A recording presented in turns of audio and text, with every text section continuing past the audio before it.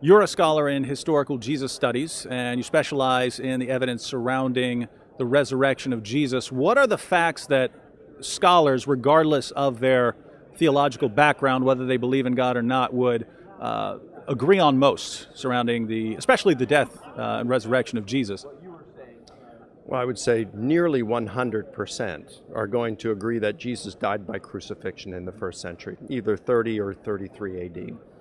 You'll have a handful who would deny it, someone like a Barbara Tita of the Jesus Seminar, but I mean, she's really on the fringe of even that group. One of those who would say that Jesus survived crucifixion, he got married to Mary Magdalene and went out of the country and had kids. But nobody really accepts what she's saying on that. You'll have a few scholars who are open to the possibility that Jesus survived crucifixion. But I mean, since 1985, you could count all of these scholars on one hand out of thousands. All right. So I'd say Jesus' death by crucifixion, it's one of the most certain facts of the ancient world. Nobody really, questions this. And good reason why. I've articulated a number of reasons in my large volume on the resurrection. So that'd be one thing. Yeah, Jesus died by crucifixion. There'd be other things such as Jesus came on the scene believing that he had been given authority by God. Now, I'm just giving you minimalistic things that virtually 100% of scholars would agree upon. So that he believed that God gave him authority to help usher in his kingdom, that he taught in parables, that he had followers from both Jews and Gentiles, that he performed deeds that appeared miraculous in nature, that astonished crowds, that he and his followers regarded as divine miracles and exorcisms. Not that they were, even skeptics will account for them by other means, but we at least can be certain that Jesus performed these deeds that astonished crowds, all right? That he was crucified on orders of Pontius Pilate, that he died as a result, and we can know that shortly thereafter, a number of his followers had experiences that persuaded them that Jesus had been raised from the dead and had appeared to them. That would be nearly 100%. And then you would have... So you're talking atheist scholars. Jewish scholars, liberal, almost everybody. So, yeah. So that's And that's agreeing that the disciples were convinced that Jesus had appeared to them. That's correct. Yeah. And again, I'm not basing this argument to say we should believe it because the majority of scholars do. I'm just saying that the evidence, which we haven't mentioned, the evidence for these things is so great, historically speaking. You don't get absolute certainty, but you certainly get reasonable historical certainty. The evidence for it is so strong that it has persuaded scholars from all across the spectrum, like you said, atheists, agnostics, Jewish scholars, liberal Christian scholars, to agree to these facts I just mentioned.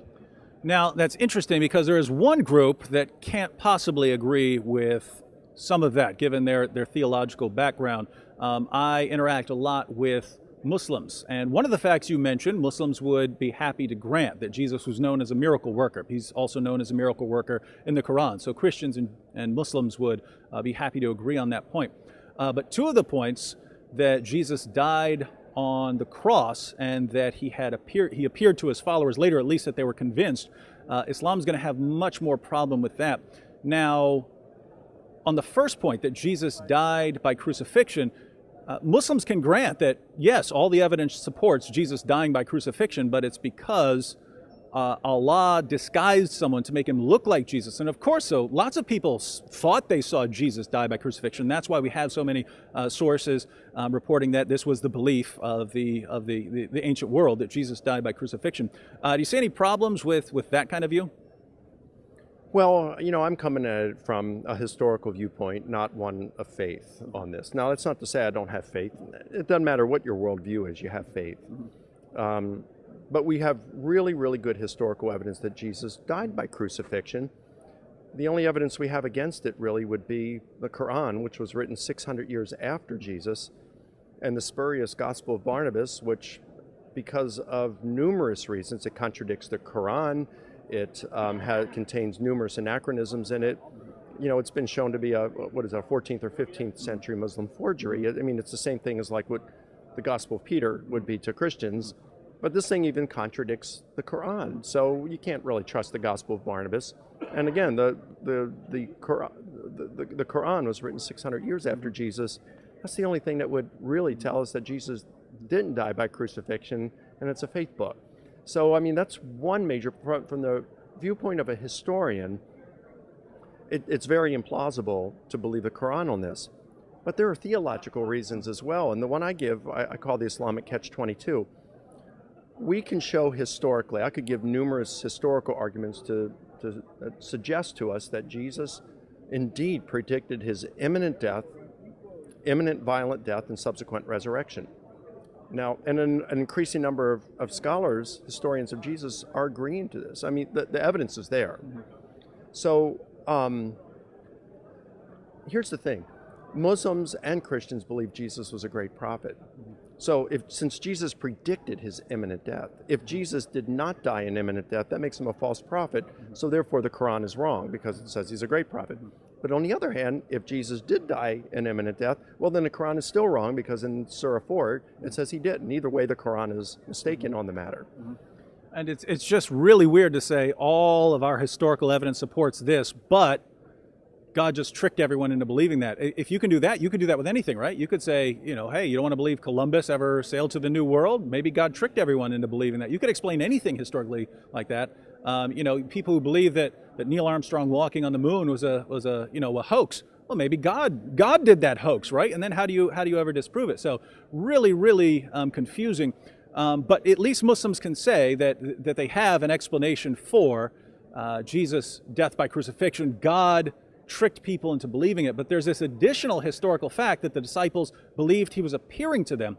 And I wonder, how do you account for that? And it seems you'd have to say something like God allowed Jesus to appear to them, or you'd have to have Jesus' twin came and appeared to them. You'd have to have some additional really odd theory. And so in order to make that consistent with Islam, to make Islam somehow compatible with the historical evidence. So at the end of the day, we have all of the evidence and we're trying to make a coherent picture of the evidence. If Jesus is a miracle worker, he predicts his death, he dies by crucifixion, and he appears later, at least his followers are claiming.